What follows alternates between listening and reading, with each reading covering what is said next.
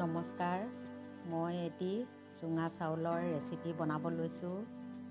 আৰু চুঙা চাউল বনাবৰ কাৰণে মই অলপ বৰা চাউল 1 ঘণ্টামান সময় তিয়াই ৰাখিছিলোঁ আৰু 2টামান কাকৰ বাঁহৰ চুঙা লৈছোঁ।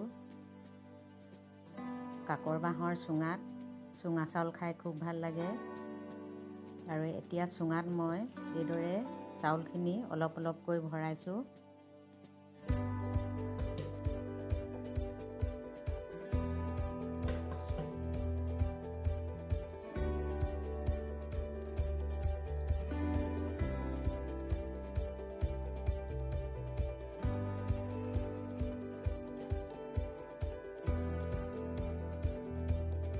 আৰু চুঙাটোত মই ইমানলৈকে চাউল ভৰাইছোঁ।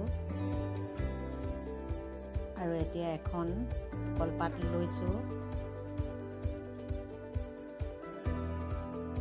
আৰু কলপাতখন চুঙাটোৰ মুখত এটা টোপা মাৰি দিছোঁ, ইয়াৰ ভাপটো ওলাই নাযাবৰ কাৰণে।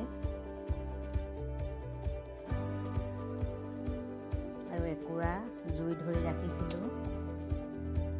আৰু এই চুঙাকেইটা মই এতিয়া এই জুইতে দিছোঁ।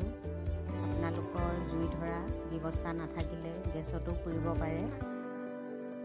আৰু চুঙাকেইটা অলপ সময় পাছত এইদৰে লুটিয়াই দিব লাগে। লুটিয়াই দিলে চাউলখিনি ধুনীয়াকৈ সিজি যায়।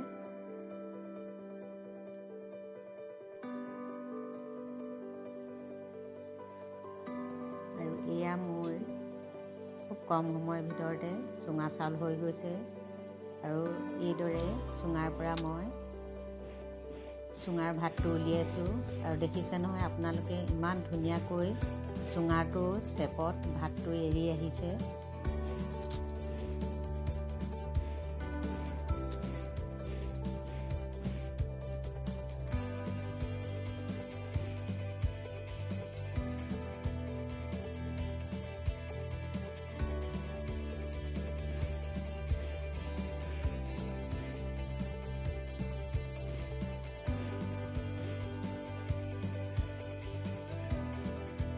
এয়া মোৰ চুঙা চাউল ৰেডি হৈ গৈছে।